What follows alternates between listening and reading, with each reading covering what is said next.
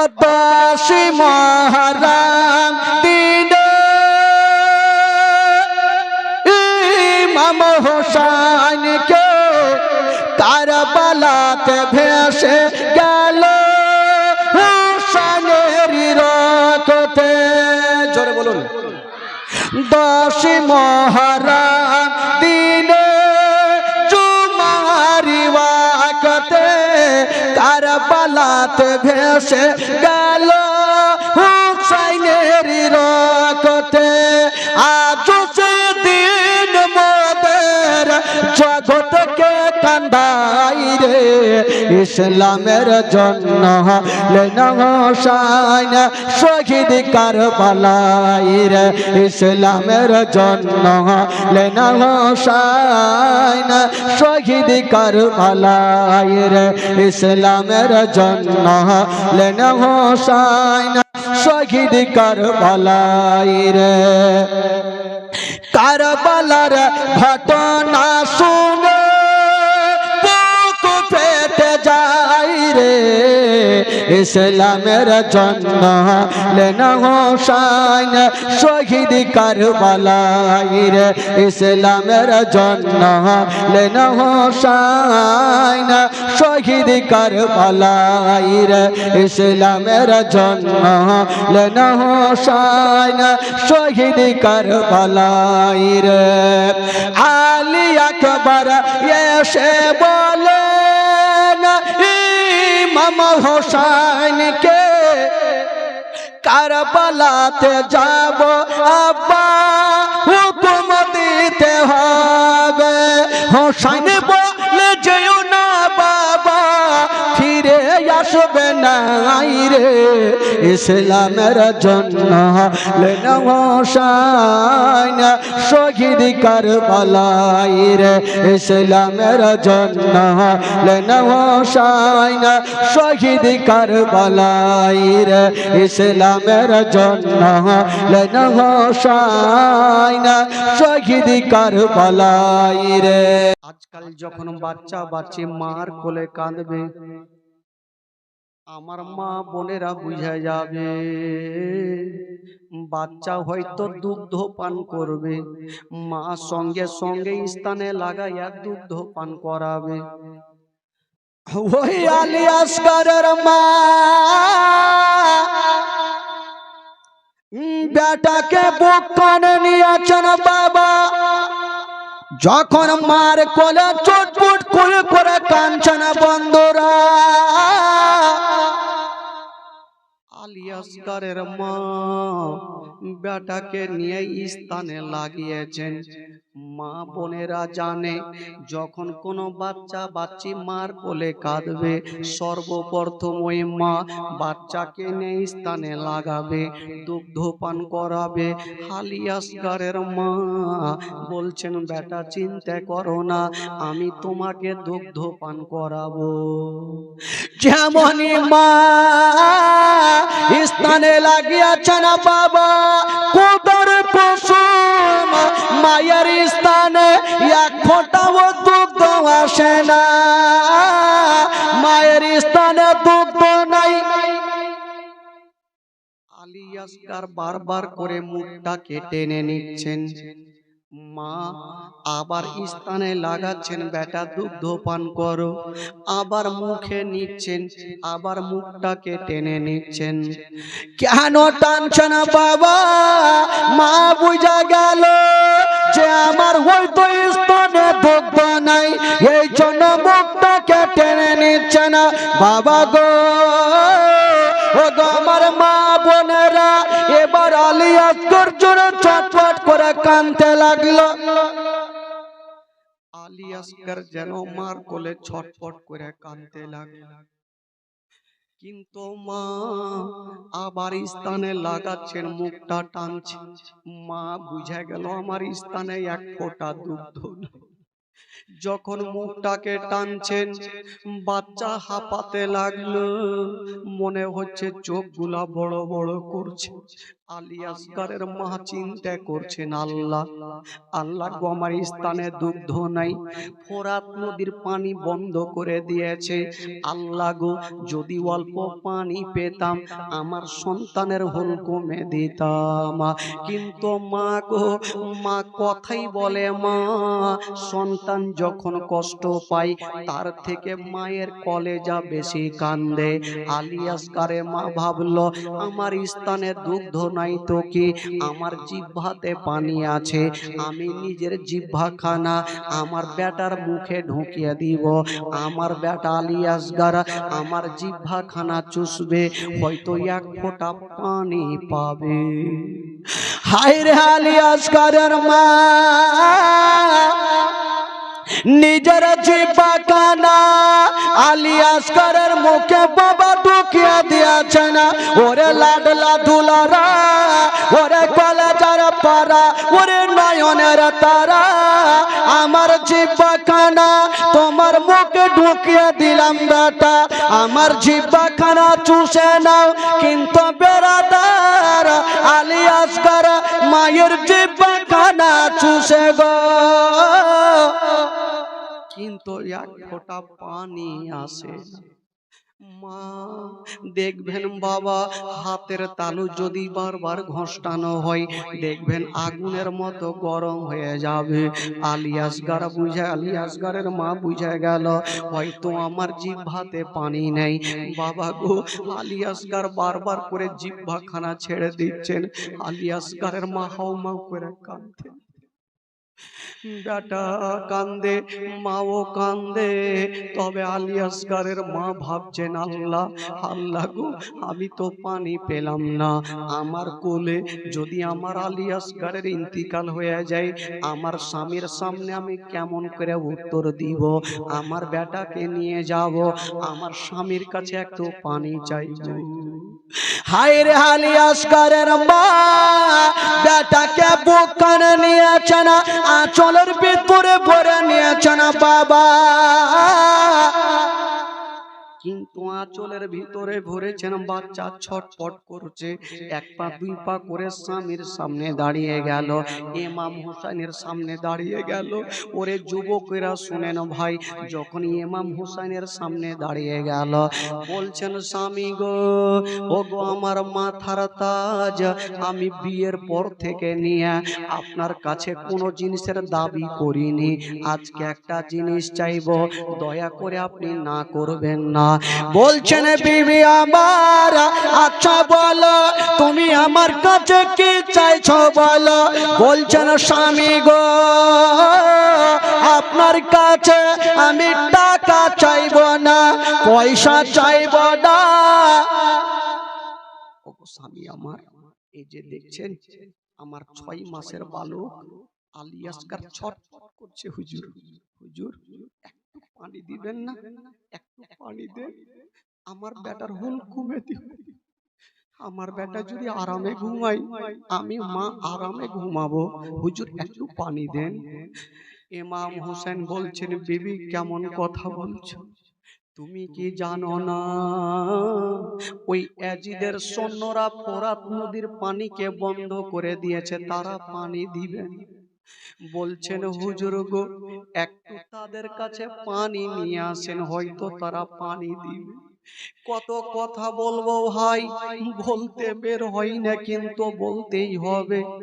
বাবা গো, 22 বছরের বেটা জয়নাল আবেদিন কানতে কানতে চলে আসলো, আব্বা আব্বা গো, আমার গায়ে এত জ্বর লেগে আছে আব্বা, তবু আব্বা আপনার কাছে পানি চাইবো না আব্বা, আমার ভাই আলী আসগারের জন্য একটু পানির ব্যবস্থা করে দেন আব্বা। কথা চলছে ভাই, বাপ বেটাতে কথা চলছে। 7 বছরের সাকিনা কানতে কানতে বাপের হাত ধরেছেন, আব্বা আমার হুলকুমটা শুকিয়ে গেছে, আমিও 3 দিন থেকে পানি পান করিনি আব্বা, তবু আপনার কাছে পানি চাইবো না আব্বা, আমার আলী আসগারের জন্য একটু পানির ব্যবস্থা করে দেন আব্বা। সবাই যখন কাঁদতে লাগলো, মা ইমাম হোসেন বলছেন আমার আলিয়ারা তোমরা কি জানো না ইয়াজিদের সৈন্যরা পানি বন্ধ করে দিয়েছে, তারা পানি দিবে না। আহলিয়ারা বলছে না হুজুর গো একবার এক কাজ করো না, আলী আসগারকে তাদের কাছে নিয়ে যান, দুশমনদের কাছে নিয়ে যান। আচ্ছা বলুন তো ভাই, যে যত দুশ্মন হোক না কেন তার দিলখানা অবশ্যই কিছু না কিছু জায়গাতে নরম হবে ভাই। সাকিনা কি বলছে জানেন? 7 বছরের সাকিনা বাপের হাত ধরে বলছেন আব্বা আব্বা আমার আলী আসগার ভাইটা যে ছটফট করে খাচ্ছে, আব্বা একটু নিয়ে যান না, আমার ভাইয়ের চেহারা দেখলে বাঘের দিল পর্যন্ত গলে যাবে, আমার ভাইয়ের চেহারা দেখলে পাহাড় পর্যন্ত গলে যাবে, আব্বা গো একটু নিয়ে যান আর দুশমনদের সামনে একটু রেখে দেন, যদি কাউরি দিলে দয়া হয় ময়া হয় তখন তারা পানি দিবে আব্বা। ইমাম হোসেন বলেছিল ওরে বেটে সাকিনা আমি জানি রে মা জানি ওই ইয়াজিদের সৈন্যরা তারা কখনো পানি দিবে না রে মা। ওরে বেটি সাকিনা আমি যাব না। সাকিনা বলছেন আব্বা গো আমার ভাই যা চটপট করছে আব্বা আমি দেখতে পারি না। ভাই চিন্তা করে না মা গো 7 বছরের একটা বেটি বাপকে বলছেন আব্বা গো আমি কথা দিলাম আপনি আমার ভাইকে নিয়ে যান আব্বা। ইমাম হোসেন ওই কথা বলিস না। ইমাম হোসেন বলল ওরে আমার আহলিয়ারা আমি জানি তোমরা বলছো তাহলে আমি যাচ্ছি, কিন্তু তারা পানি দিবে না। ইমাম হোসেন বলল যখন আমি যাব ওরে আলী আসগারের মা যাওয়ার আগে তুমি ওই ঘরের মধ্যে যাও, আর একটা চামড়ার কলসি রাখা আছে ওই কলসিটা আমাকে এনে দাও। হুজুর কলসি কি করবে না? বলছে আমি কলসিতে পানি ভরে নিয়ে আসিব। ইমাম হোসেন বাবা গো ওই কলসিটা নিয়ে এক ঘাড়ে নিয়েছে না আর আলী আসগারকে এক ঘাড়ে নিয়ে বাবা গো দুলদুলে চেপে গেল। যেমনই দুলদুলে চেপে গেল বাগা গো ওই দুলদুলা লাগামটা টেনেছে না বাবা, দুলদুল যেন চলতে থাকলো। মা দেখতে থাকলো, সাকিনা দেখতে থাকলো, জাইনাব দেখতে থাকলো, উম্মে কুলসুম দেখতে থাকলো, আউনা মুহাম্মদ দেখতে থাকলো, আলী আকবর দেখতে থাকলো, আব্বাস দেখতে থাকলো, আবুল কাসিম দেখতে থাকলো।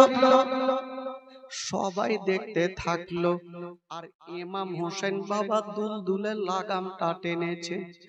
আলী আসগারের মা পিছন থেকে বেটার চেহারা দেখছে, দেখতে দেখতে মার মনে সন্দেহ হয়ে গেল। মার জবান থেকে একটা কথা বেরিয়ে গেল, যাস না রে মা, আলী আসগার কারবালার ওই ময়দানে যাস না রে বাপ, আলী আসগার কারবালার ওই ময়দানে কোচে বুকে মারবে রে তের, কোচে বুকে মারবে রে তের, সইবি রে বাপ কেমনে। মা বলতে থাকলো আর বেটা বাপের সঙ্গে চলতে থাকলো।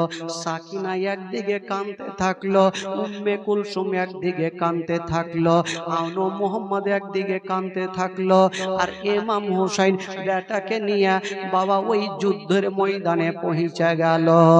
যেমনই যুদ্ধের ময়দানে যাবা ওই দিকে ইয়াজিদের সৈন্যরা বলতে লাগলো কে আছো গো সবাই তোমরা রেডি হয়ে যাও। ইমাম হোসেন বলল ওরে ইয়াজিদের সৈন্যরা দেখো কে কথা বলছে, ওই কি কথা বলছে রে? ইমাম হোসেন বলল, দেখো ভাই, আমি তোমাদের সঙ্গে মারামারি করতে আসিনি। দেখো আমার কাছে ঢাল নাই, আমার কাছে ফারসা নাই, আমার কাছে বল্লম নাই। দেখো ভাই, আমি মারামারি করতে আসিনি। আচ্ছা ভাই শুনো, আমি তোমাদের দোষ করেছি, আমি দোষ করেছি, কিন্তু আমার 6 মাসের বাচ্চাটা তো কোনো দোষ করেনি। ভাই একটু আমার বেটাকে পানি দাও, বেশি লাগবে না ভাই, একটু পানি দাও। দেখছো আমার আলী আসকার ছটফট করছে, ভাই একটু পানি দাও। তারা বলল না, আমরা কোনো মতে পানি দিব না। ইমাম হোসেন বলল, দিবি না? বলল না।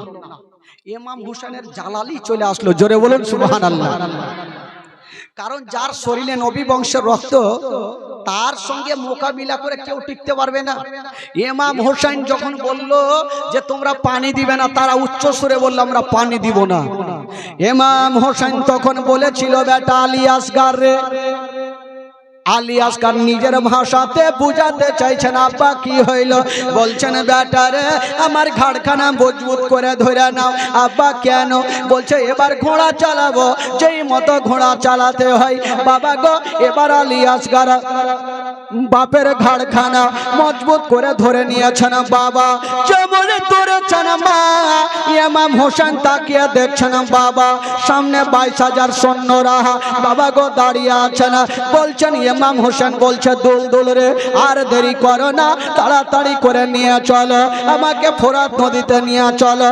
বাবা গো এবার দুল দুল দেরি করলো না, একবার ডানে দেখলো, বামে দেখলো, বাবা গো পিছনে দেখলো, সামনে দেখলো, 22,000 সৈন্যকে দেখা যায়। ওই দুল দুল এত জোরে চলতে লাগলো গো, 22,000 সৈন্যরা বুকের ওপর দিয়া চিড়তে ফাড়তে গিয়া বাবা ফোরাত নদীতে নেমে গেল। একটু জোরে বলুন, আরো জোরে। আচ্ছা, ফোরাত নদীতে যখন নামলো, এই যে রমজান মাস যখন হয় ভাই, দেখবেন আমরা সারা দিন ভোরের টাইমে খাবার খেয়ে রোজা থাকি, কিন্তু সন্ধ্যার টাইমে যদি খাবার দরকার না হয়, শুধু ইচ্ছা করে পানি পান করার। করে কি করে না ভাই? একটু পানি পেয়ে গেলে মনটা শান্তি হয়ে যায়। আলী আসগার 3 দিন থেকে পানি পান করে। আলী আসগার পানির দিকে দেখছেন, বাবা গো, কিন্তু ইমাম হোসেন আলী আসগারের দিকে দেখে না, বেটার দিকে দেখে না। কোন দিকে দেখছেন?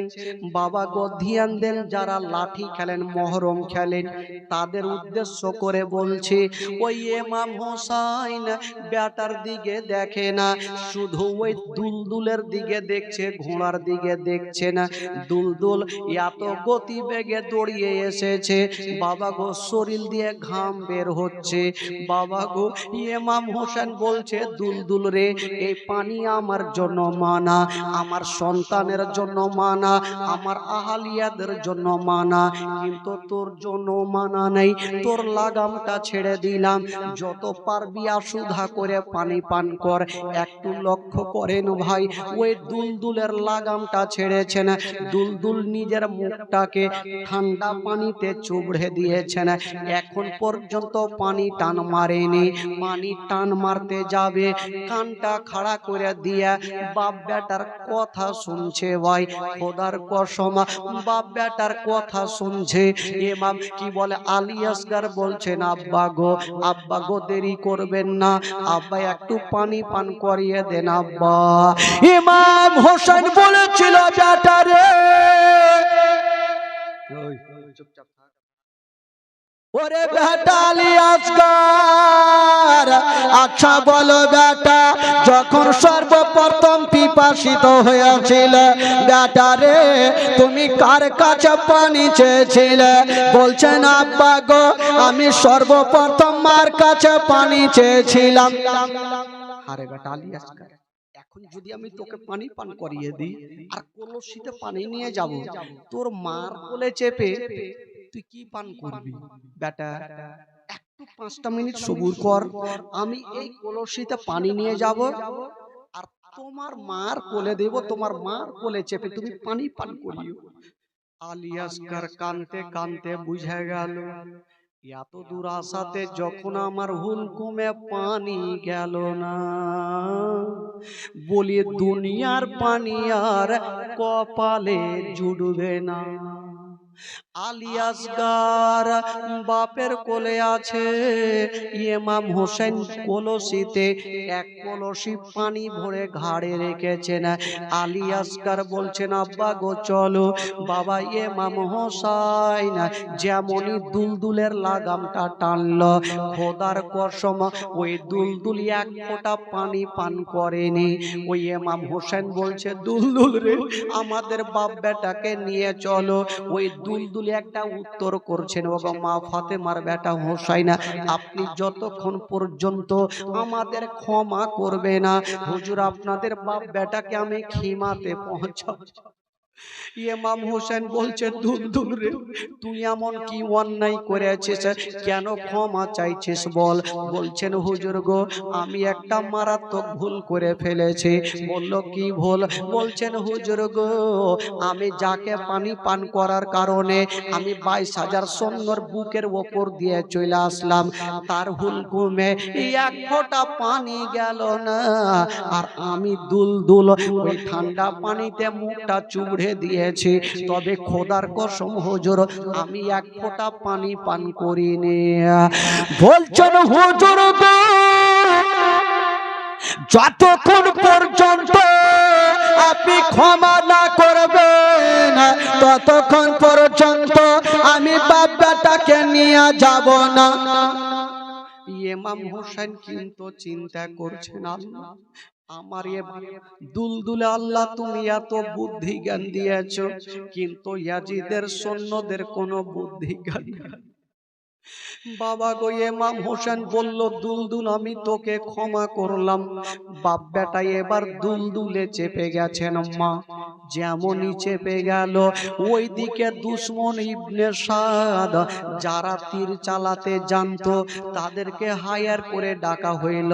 দেখবেন বাবা গো, যখন লাঠি খেলা হয়, যারা ভালো করে খেলতে জানে তাদেরকে হায়ার করে ডাকা হয়। ফুটবল খেলা যদি হয়, যারা ভালো করে খেলতে জানে তাদেরকে হায়ার করে ডাকা হয়। ম্যাচটাকে কোনো মতে জিততেই হবে। বাবা গো, ওই ইবনে সাদ যারা তীর চালাতে জানতো তাদেরকে হায়ার করে ডেকেছিল আর বলল, ওরে তীরন্দাজ, তুমি একখানা তীরের নিশানা করো। বলছে, কাকে মারবো? বলছে, এত জোরে তীর চালাও ওই তীরখানা ইমাম হোসেনকে না লাগে, আলী আসগারকে না লাগে, ঘোড়াকে না লাগে, ওই তীরখানা গিয়া যেন ওই চামড়ার কলসিতে যেন লেগে যায়।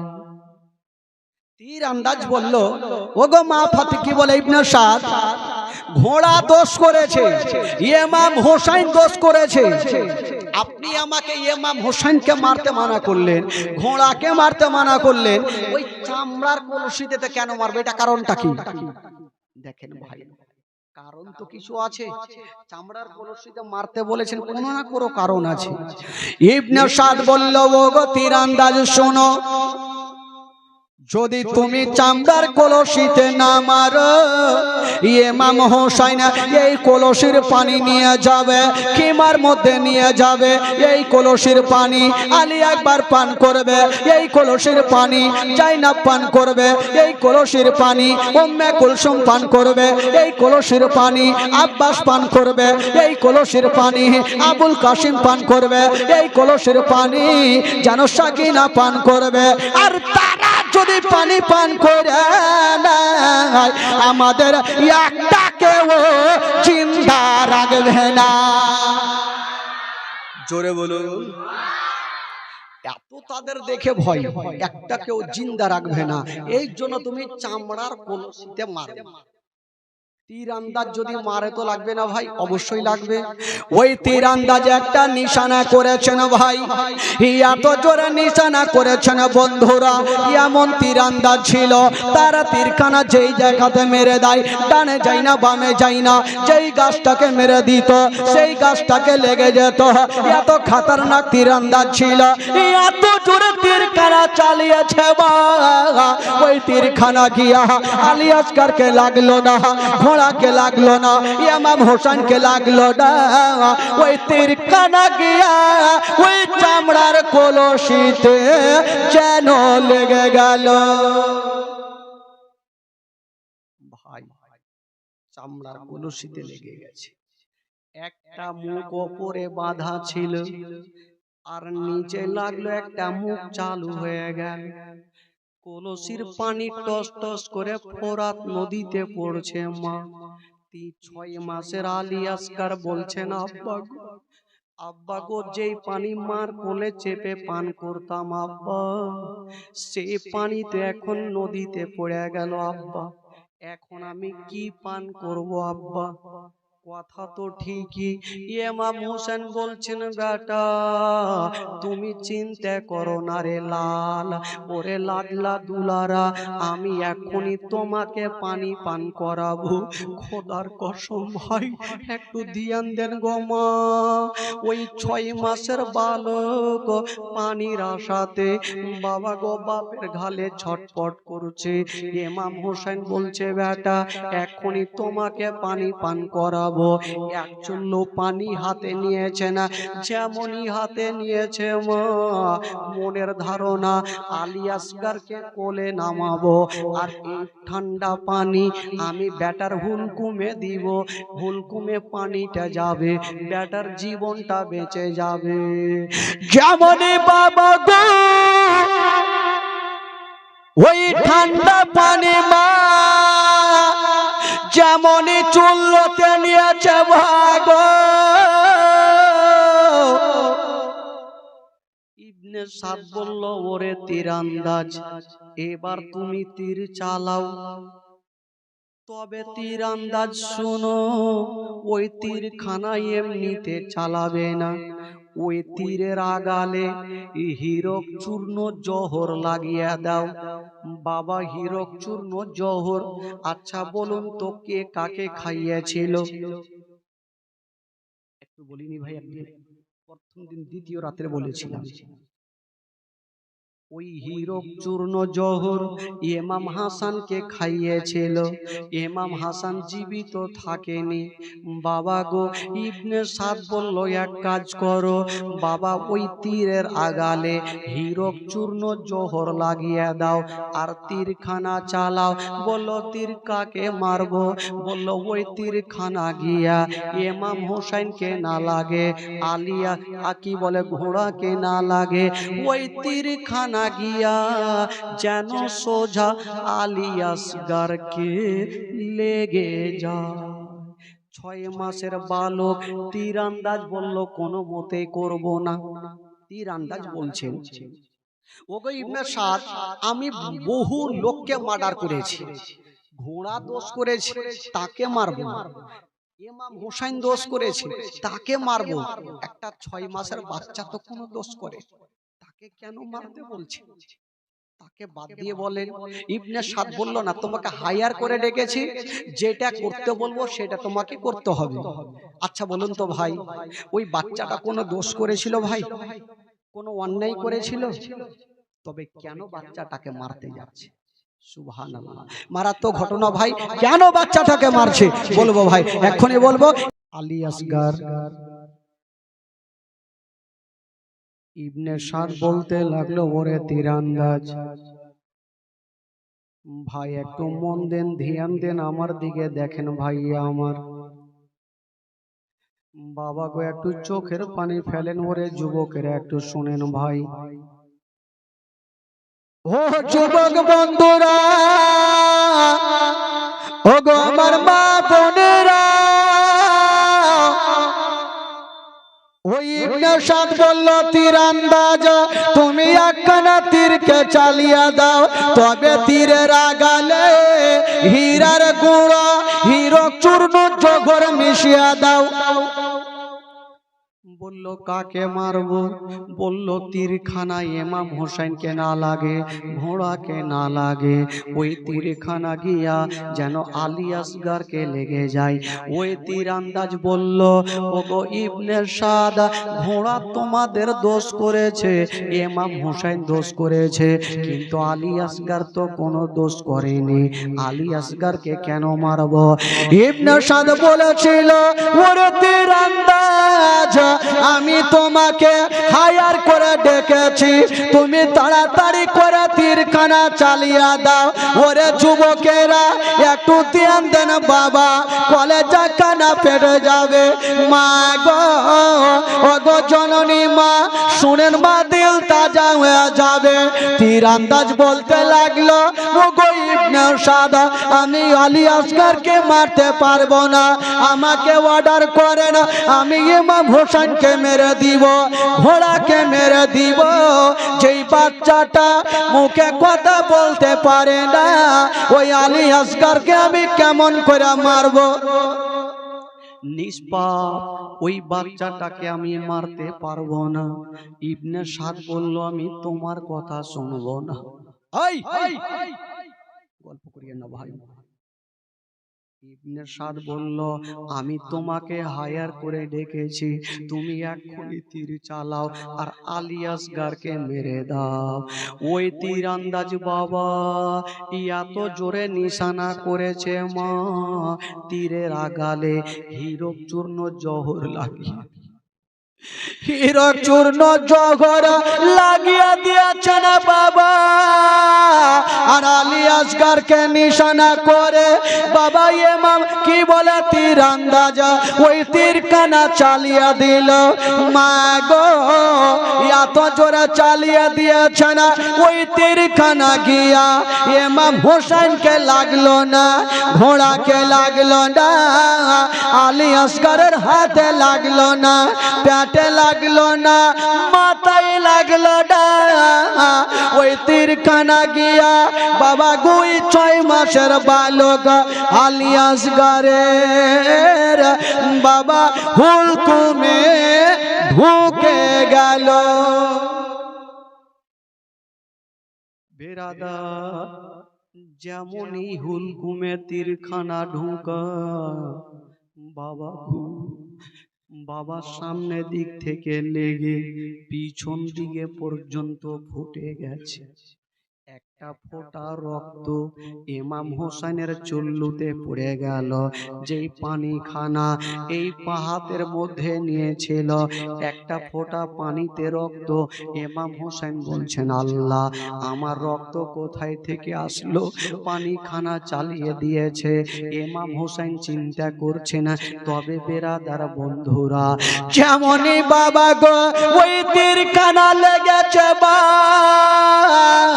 হুলকুমে তীরখানা লেগেছে, আলী আসগার শুধু একবার যেন হিলেছেন বন্ধুরা, আর যেন বাপের কোলে যেন ঘুমিয়ে গেল।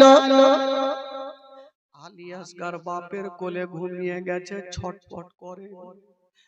ইমাম হোসেন ভাবছেন, আল্লাহ, আমার বেটা এতক্ষণ ছটফট করছিল, এখন কেন ছটফট করে না?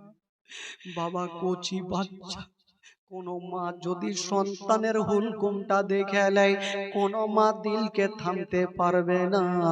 ইমাম হোসেন দেখছেন বেটা কেন নড়ে না, যেমনই ঘাড় থেকে নিয়া সামনে করেছে, বাবা গো, হঠাৎ করে নজর পড়ে গেল বেটার হুলকুমে। যেমনই বন্ধুরা নজর পড়েছে বাগো, সঙ্গে সঙ্গে ইমাম হোসেন তীরখানাকে ধরে নিয়া যেমনই টান দিচ্ছে না, ও যুবক বন্ধুরা টান দিয়েছে না বাবা, ওই তীরখানা বেরিয়ে গেল। যেমনই বেরিয়ে গেছে বাবা গো, ওই তীরের আগালে যেন রক্ত মাংস নিয়ে বেরিয়ে গেল। রক্ত মাংস নিয়ে বেরিয়ে গেল ইমাম আলী আসগর বাপের কোলে। সারা জীবনের মতো যেন বাবা চোখটা বন্ধ করে নিয়েছে না। সকলে পড়ো না, ইন্না লিল্লাহি ওয়া ইন্না ইলাইহি রাজিউন। ইমাম হোসেন কোন যদি বাবা নিজের ছেলের এই মতো অবস্থা দেখে, কেউ চোখের পানি ধরে রাখতে পারবে না। মা গো, ইমাম হোসেন সেদিন সবুরের পাহাড় হয়ে দাঁড়িয়ে আছেন, চোখের পানি ফেলেন না। বাবা গো, আলী আসগরকে ঘাড়ে নিয়েছেন, গামছা দিয়ে চেহারাটাকে ঢেকে নিয়ে বলছে, দুলদুল রে, দেরি করো না, তাড়াতাড়ি করে আমাকে খিমাতে নিয়ে চলো। আমার আলী আসগর এমনই পানি পান করেছে, আর কখনো পানি চাইবে, আর কখনো পানি চাইবে। আলী আসগর বাবা ঘাড়ে নিয়ে যেন দুলদুলে চেপে গেল। যেমনই চেপে গেছে মা, ওইদিকে 7 বছরের সাকিনা রাস্তাতে দাঁড়িয়ে আছে আর নিজের মাকে ডাকছে, বলছে, মা গো, আমি জানি মা, আমার ভাইকে বাঘে দেখলে বাঘের দিল পর্যন্ত গলে যাবে। মা গো, আমার ভাইকে পাহাড়ে দেখলে পাহাড় পর্যন্ত গলা যাবে। মা গো, আমি জানি মা, আমার ভাইকে তারা পানি দিবে। বলছে, হারে বেটি, কই তোর ভাই? বলছে, মা গো, ওই যে আমার আব্বা ঘাড়ে করে নিয়ে আসছে। মা জিজ্ঞেস করছেন সাকিনাকে, হারে বেটি, তুই এত দূরে, তোর আব্বা, তোর ভাই কোলে, তুই কেমন করে জানলি মা যে তোর ভাই পানি পান করেছে? দেখে 7 বছরের সাকিনা কি বলছেন।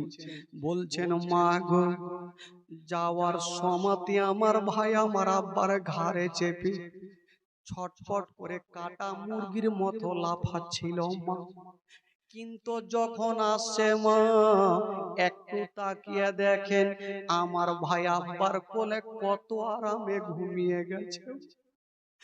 হয়তো তারা পানি পান করিয়েছে, আমার ভাই একটু আব্বার কোলে আরাম করছে মা। বলছেন, বেটি রে, একটু কাছে আসতে দাও মা। একটু কাছাকাছি হইল, ইমাম হোসেন দুলদুল থেকে নেমে গেল।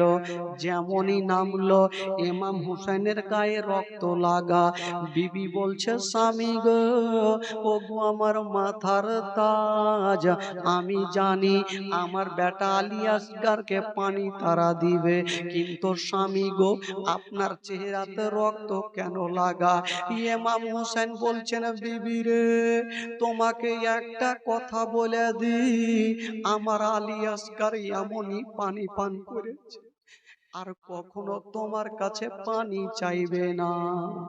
বাবা গো, ইমাম হোসেন বলছেন, বিবি আমার, এই যে আমার আলী আসগরকে তুমি কোলে নিয়ে নাও। এই জন্য কবি লিখেছেন, বাবা, ওই ইমাম হোসেন বেটাকে নিয়া গেল নদীর ধারে, একটু পানি দাও না ভাই আলী আসগরে। জোরে বলুন, আরো জোরে। ও বেটাকে নিয়া ইমাম হোসেন গেল নদীর ধারে, একটু পানি দাও না ভাই আলী আসগরে। ও ছেলেকে নিয়া ইমাম হোসেন গেল নদীর ধারে, একটু পানি দাও না ভাই আলী আসগরে। তীর খেয়ে আলী আসগর হিলে ডলে না, তীর খেয়ে আলী আসগর হিলে ডলে না। তারা পানি দিল না গো, তারা পানি দিল না। ইমাম হোসেনের হস্ত ধরে কান্দে সাকিনা, আবার ছেড়ে যেও না গো, আবার কে যেও না।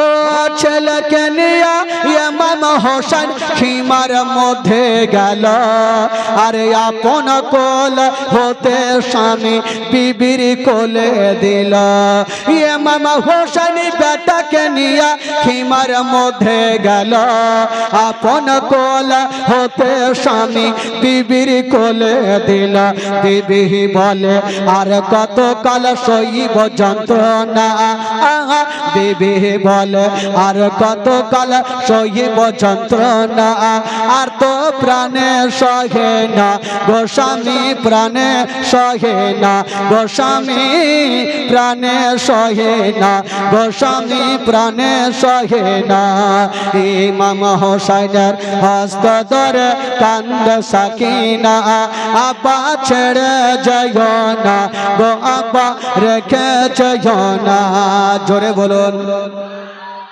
আরো জোরে বলুন ওই ইমাম হোসেন কারবালা যায় ঘোড়ার ওপর চড়ে আরে মা সাকিনা পড়ে আছেন ঘোড়ার পাঙা ধরে ইমাম হোসেন কারবালা যায় ঘোড়ার ওপর চড়ে আরে মা সাকিনা পড়ে আছেন ঘোড়ার পাঙা ধরে এতই করে বুঝাইয়া বা হৃদয় মানে না এতই করে বুঝাইয়া বা হৃদয় মানে না আব্বা ছেড়ে যাইও না গো আব্বা রেখে যাইও না ইমাম হোসেনের হস্ত ধরে কান্দ সাকিনা আব্বা ছেড়ে যাইও না গো আব্বা রেখে যাইও না ও নবী পাকের পাগড়ি খানা মাথায় বাঁধিল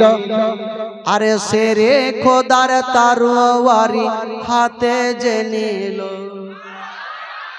জোরে বলুন ও নবী পাকের পাগড়ি খানা মাথায় বাঁধিল সেরে খোদার তারওয়ারি হাতে যে নিল চাচা হামজার ঢাল নিয়ে হলো রওয়ানা চাচা হামজার ঢাল নিয়ে হলো রওয়ানা আপা ছেড়ে যাইও না গো আপা রেখে যাইও না ইমাম হোসেনের হস্ত ধরে কান্দ সাকিনা আপা ছেড়ে যাইও না গো আপা রেখে যাইও মা একটু শুনেন খালা সাকিনা বলছেন ও মা গো মা একবার আমার ভাইকে তুমি কোলে নিয়ে নাও ইমাম হোসেন বলছেন বিবি একবার তুমি কাছে আসো তোমার বেটা আলী আসগরকে একবার কোলে নাও বিবি ভাবছেন আল্লাহ আমি বেটাকে কোলে নিব তবে আমার স্বামীর গায়ে এত রক্ত কেন লাগা বিবির মনের সন্দেহ হয়ে গেল কিন্তু বেরাদার বিবি বলছে স্বামী গো একবার লাডলা দুলারাকে আমার কলেজার পাড়াকে নয়নে তারাকে একবার আপনি আমার কোলে দেন স্বামী গো ইমাম হোসেন যেমনই বেটাকে নিয়েছেন আর বিবির কোলে দিতে যাবে ভাই হঠাৎ করে চেহারা থেকে গামছা খানা উড়ে গেল আর বিবির নজর খানা বেটার হুলকমে পড়ে গেল যেমনই পড়ে গেছে মা গো কোন মা যদি সন্তানের হুলকমে দেখেন অবস্থা বলুন তো মা কেমন করে সহ্য করে থাকবেন মা যেমনই দেখা মা হায়রে আলী আসগরের মা বাবা গো বেহুশ হইয়া যেন জমিনে পড়ে গেছে বন্ধুরা একদিকে সাকিনা কাঁদছে একদিকে জয়নাল আবেদিন কাঁদছে সোহার বানু কাঁদছে একদিকে হাসান বানু কাঁদছে সবাই যারে যার হইয়া কাঁদছে ইমাম হোসেন ভাবছে আমার বেটা কান্দে আমার বেটি কান্দে কিন্তু যে মা 10 মাস 10 দিন গর্ভে রেখেছে, আলী আসগারের মা কেন কান্দে না? আলী আসগারের মাকে নড়াচ্ছে ভাই, মা আছে গো, কিন্তু আলী আসগারের মা দাঁতি লেগে গেছে। বেটারে অবস্থা দেখে আলী আসগারের মা দাঁতি, ইমাম হোসেন বলছেন আল্লাহ গো, আমি বেটাকে হারালাম, হয়তো আমার বিবিকেও হারিয়ে দিব। আল্লাহ গো, এখন আমি কেমন করব? আল্লাহ পানি নাই যে আমার বিবির চেহারাতে ছিটা মারবো। আমার আল্লাহ বলছেন হোসাইন, তোমার হোট কি বলে হাত দুইখানা, কি বলে ওগো হোসেন, একটা কাজ করো, তোমার পবিত্র হাতখানা তোমার বিবির চেহারাতে বুলিয়ে দাও, আমি আল্লাহ দাঁতে খুলে দিব। যেমনই বেরাদর বন্ধুরা, ওগো আমার মা বোনেরা, ইমাম হোসেন বাবা হাতখানা বুলিয়েছেন বিবির চেহারাতে, দাঁতে খুলে গেল। যেমনই দাঁতে খুলেছে বা সঙ্গে সঙ্গে আলী আসগারকে টেনে বুকে লাগালো। আলী আসগারের মা বলছেন আল্লাহ, ওগো আমার স্বামী, ওগো আমার মাথার তাজ, কোন এমন দুশ্মন আমার বেটার হুলকুমে তীরখানা মেরেছে? স্বামী গো আমার, তার কি হাতখানা কাঁপলো না? এত করে তীরখানা মেরেছে। ইমাম হোসেন বলছে বিবি তোমরা কান্দিও না, সবাই হাউমাউ করে কাঁদছে। বাবা গো, একটা বাড়িতে যদি কেউ ইন্তিকাল করে যায়, একদিকে বেটা কাঁদবে, একদিকে বেটি কাঁদবে, একদিকে মা কাঁদবে, একদিকে আব্বা কাঁদবে, একদিকে দোস্ত কাঁদবে, একদিকে কি বলে বন্ধু বান্ধব কাঁদবে, সবাই কাঁদবে। ইমাম হোসেন তাকিয়ে দেখেন বাবা সাকিনা, 7 বছরের সাকিনা গাছের তলাতে যেন গড়াগড়ি দিচ্ছেন বাবা। জয়নাল আবেদিন জোরে চালাতে কাঁদছে, একদিকে উম্মে কুলসুম কাঁদছে, একদিকে সোহার বানু কাঁদছে, একদিকে জাইনাব কাঁদছে, আউনো মোহাম্মদ কাঁদছে, সবাই কাঁদছে বাবা। ইমাম হোসেন বলছেন আল্লাহ গো। ইমাম হোসেন ভাবছে, আচ্ছা বলেন তো ভাই, একটা গ্রামে যদি কোনো বাড়িতে কেউ ইন্তিকাল করে, যতক্ষণ পর্যন্ত তাকে আসল ঘরে কবরস্থান পর্যন্ত না নিয়ে যাবে, আচ্ছা বলুন তো ওই বাড়িতে কাউরি কান্নাটা থামবে ভাই? যত নিজের আত্মীয়কে দেখবে তত কাঁদবে, সবাই কাঁদছে। ইমাম হোসেন সবুরের পাহাড় হয়ে দাঁড়িয়ে আছে। 10ই মুহররমের দিনে ইমাম হোসেন দেখছেন আর ভাবছেন আল্লাহ, এখন যদি বেটা আলী আসগারকে থাকে এখানে, তবে সবাই কাঁদবে, হাত ফেল হয়ে যাবে। ইমাম হোসেন বলছেন বিবি তোমরা কান্দিও না, আমার আলী আসগারকে আমার কোলে দাও, আমি নিয়ে যাব আর কারবালাতে আমি দাফন করব। বাবা গো, ইমাম হোসেন আলী আসগারকে বুকে নিয়েছেন ভাই। হাজার হইল সবারই পেয়ারা আলী আসগারকে বিদায় নিয়ে যাচ্ছে। যদি কোনো বাড়ি থেকে বেটাকে নিয়ে যাই, তবে মা কানবে, বাবা ভাই কানবে, বহিন সবাই যারে যার হয়ে কানবে। ওই আলী আসগরকে নিয়ে যাচ্ছেন বাবা, সাকিনা গড়াগড়ি করছে বাবা, জাইনাব কাঁদছে, উম্মে কুলসুম কাঁদছে, সবাই কাঁদছে। ইমাম হোসেন বলছে আমার আলিয়ারা, তোমরা চোখের পানি ফেলিও না, আমাকে বিদায় দাও, আমার বেটাকে আমি দাফন করে আসিব। ওরে যুবকেরা, একটা জিনিস চিন্তা করেন ভাই, কেউ জগতে থাকেনি আর কেউ থাকবে না, সবাইকে দুনিয়াটা ছেড়ে চলে যেতে হবে। মা গো, 3.5 জায়গাতে সবাইকে থাকতে হবে মা। বেরাদার বন্ধুরা, আলী আসগারকে নিয়ে যাওয়া হইল, কবর তৈরি করেছে, আলী আসগারকে কবরে রেখে দিয়া মাটি দিয়েছেন ভাই। যমনি মাটি দেওয়া, সন্তানকে যদি বাবা কবর দেয়, মাটি দেয়, আচ্ছা বলুন তো বাবার দিলটা কত ফাটবে? ইমাম হোসেন তাও চোখের পানি ফেলছে। কেন জানেন? ইয়াজিদের সৈন্যরা যদি আমার চোখে পানি দেখে তারা ঠাট্টা করবে যে ইমাম হোসেন দুর্বল হয়ে গেছে।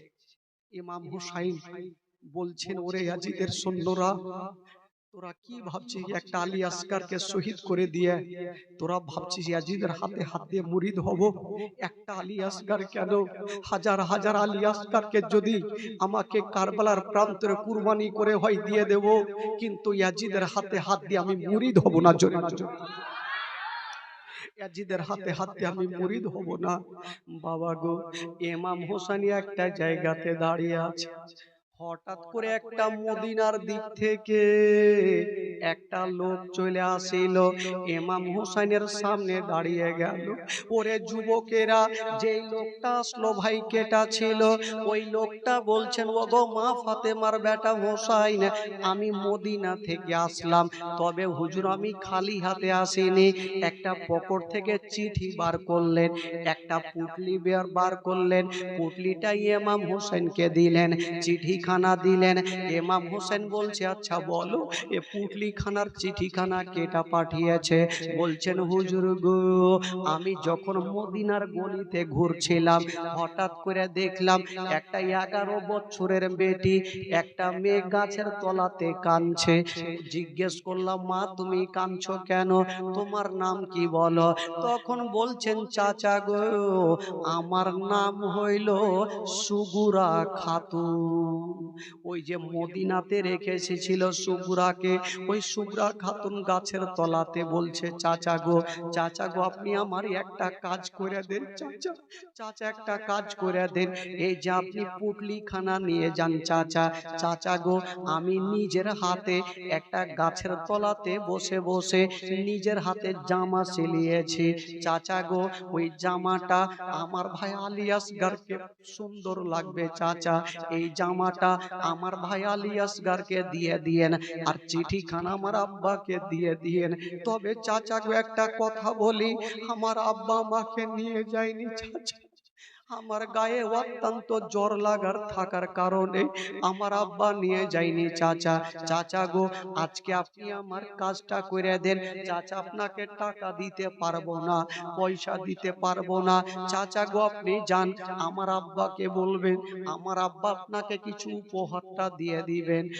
বাবা গো, ওই লোকটা ইমাম হোসেনকে বলছে, হুজুর এই যে চিঠিখানা পুটলি খানালেন, ইমাম হোসেন পুটলি খানা বুকে নিয়েছেন, চিঠিখানা বার করে ভাবছে একবার পড়ে দেখি আমার সুগরা খাতুন কি লিখেছে চিঠিতে। 11 বছরের সুগরা চিঠিতে লিখেছেন, আব্বা গো, আব্বা গো আপনি কেমন আছেন আব্বা, আমার আলী আসগার ভাই কেমন আছে আব্বা, আব্বা গো আমার আলী আসগারকে কদিন থেকে দেখিনি আব্বা, আব্বা গো, আব্বা এ পুটলির মধ্যে আমার ভাই আলী আসগারের জন্য একটা জামা তৈরি করেছি আব্বা, আব্বা ভাইকে পড়াবে, আমার ভাইকে দেখতে সুন্দর লাগবে আব্বা, আব্বা গো আমাকে বলে ভুলে গেছেন আব্বা, আব্বা গো আমাকে ভুলে গেছেন, আমার আলী আসগার ভাই কেমন আছে? যেমন চিঠি খানা পড়া ইমাম হোসেন দিলকে থামতে পারলে না, হাউ মাউ করে কাঁদতে লাগলো, হাউ মাউ করে কাঁদতে লাগলো। ওই লোকটা বলছেন, হুজুর আপনি কাঁদছেন কেন? বলছে, কাঁদবো না তো কি করব, যার জন্য আমার সুগরা খাতুন জামাটা পাঠিয়েছে, আমি আমার আলী আসগারকে এক্ষুনি মাটি দিলাম, আমার আলী আসগারকে মাটি, আমার আলী আসগারের জন্য জামা পাঠিয়েছে, আমার আলী আসগারকে এখনই মাটি দিলাম। বাবা গো, ইমাম হোসেন ওই জামাখানার পুটলি খানাকে বুকে চেপে নিয়ে 1 পা 2 পা করে খিমাই পৌঁছে গেল। যেমন খিমাই যাওয়া বিবি সৈবকে ডাক দিচ্ছে না, ওগো বিবি আমার একটু আমার কাছে চলে আসো। বিবি সাহেবা সামনে চলে আসিল, বলছে, বিবি আমার, এই যে সুগরা খাতুন একটা চিঠি পাঠিয়েছে, একটা জামা পাঠিয়েছে, ওই চিঠি জামাগুলা খিমা সবাই দেখলো, সবাই হাউমাউ করে কাঁদতে লাগলো, আহলে বাইতের ছেলেরা, আহলে বাইতের ছেলেরা সবাই হাউমাউ করে কাঁদতে লাগলো। ইমাম হোসেন বলেছিল, ওরে আমার হালিয়ারা, তোমরা চোখের পানি পানি ফেলিও না। কিন্তু বেরাদার ওই দিক থেকে সবাই ইয়াজিদের সৈন্যরা ধিক্কার মারছে, ওগো ইমাম হুসাইন যদি তুমি বাঁচতে চাও এখনো যুদ্ধের ময়দানে চলে আসো। ইমাম হুসাইন বলেছিল, ওরে ইয়াজিদের সৈন্যরা একটা আলী আসগার কেন, 1000 আলী আসগারকে আমি কারবালার প্রান্তরে আমি নিজের গর্দানটা কাটিয়ে দেব, তবু ইয়াজিদের হাতে হাত দিয়া আমি মুরিদ হব না। জোরে বলুন, একটা আলী আসগার কেন, 1000 আলী আসগারকে আল্লাহর রাহে কুরবানি করে দেব, কিন্তু ইয়াজিদের হাতে হাত দিয়ে মুরিদ হব না। বেরাদার বন্ধুগণ, রাত্রি পারে 1:45 বাজলো। তবে ভাই কালকে হবে শেষ রাত্রি, শেষ দোয়া, শেষ ফাতেহা অবশ্যই হবে। তবে বন্ধুগণ, বাবাজি আজকে এই পর্যন্ত জীবনী থাক, আবার কালকে ইনশাআল্লাহুল আজিজ আবার হবে সেখান থেকে জীবন কাহিনী। ইমাম হুসাইন রাদিয়াল্লাহু তাআলা আনহু কারবালার প্রান্তরে বাবা গো 72 জন কাফেলাকে নিয়ে থাকলো, একের পর এক সবে যুদ্ধে যাবেন আর কারবালার প্রান্তরে যুদ্ধের ময়দানে নিজের গর্দানকে কাটিয়ে দিবেন। বাবা গো ইমাম হুসাইন বেটাকে মাটি দিয়ে দাঁড়িয়ে আছেন, আর একটা বেটা আলী আকবর এসে নিজের আব্বাকে বলছেন, আব্বা আব্বা গো আপনি আমাকে হুকুম দেন আব্বা, আমি যাব যুদ্ধের ময়দানে। কবি লিখেছেন বাবা, আলী আকবর এসে বলেন ইমাম হোসাইনকে কারবালাতে যাব আব্বা, হুকুম দিতে হবে। আরো জোরে বলুন। আপনারা মনে হচ্ছে ঘুমাচ্ছেন নাকি? এরকম সুবহানাল্লাহ বললে হবে না ভাই, একটু মন থেকে বলতে হবে। দুঃখের বায়ান চলছে, আলী আসগার পাহুল মানের মতো বাপের কাছে পারমিশন চাইছে। কি বলে চাইছেন শুনেন ঘটনা। আলী আকবর এসে বলেন ইমাম হোসাইনকে কারবালাতে যাব আব্বা, হুকুম দিতে হবে। হোসাইন বলে যেও না বাবা, ফিরে আসবে না রে, ইসলামের জন্য লেন হোসাইন শহীদ কারবালায় রে, ইসলামের জন্য লেন হোসাইন শহীদ কারবালায় রে, ইসলামের জন্য লেন হোসাইন শহীদ কারবালায় রে। কারবালার ঘটনা শুনে বুক ফেটে যায় রে, ইসলামের জন্য লেন হোসাইন শহীদ কারবালায় রে, ইসলামের জন্য লেন হোসাইন শহীদ কারবালায় রে, ইসলামের জন্য লেন হোসাইন শহীদ কারবালায় রে। ও কারবালার ইতিহাস শুনে বুক ফেটে যায় রে, ইসলামের জন্য লেন হোসাইন শহীদ কারবালায় রে, ইসলামের জন্য লেন হোসাইন শহীদ কারবালায় রে, ইসলামের জন্য লেন হোসাইন শহীদ কারবালায় রে।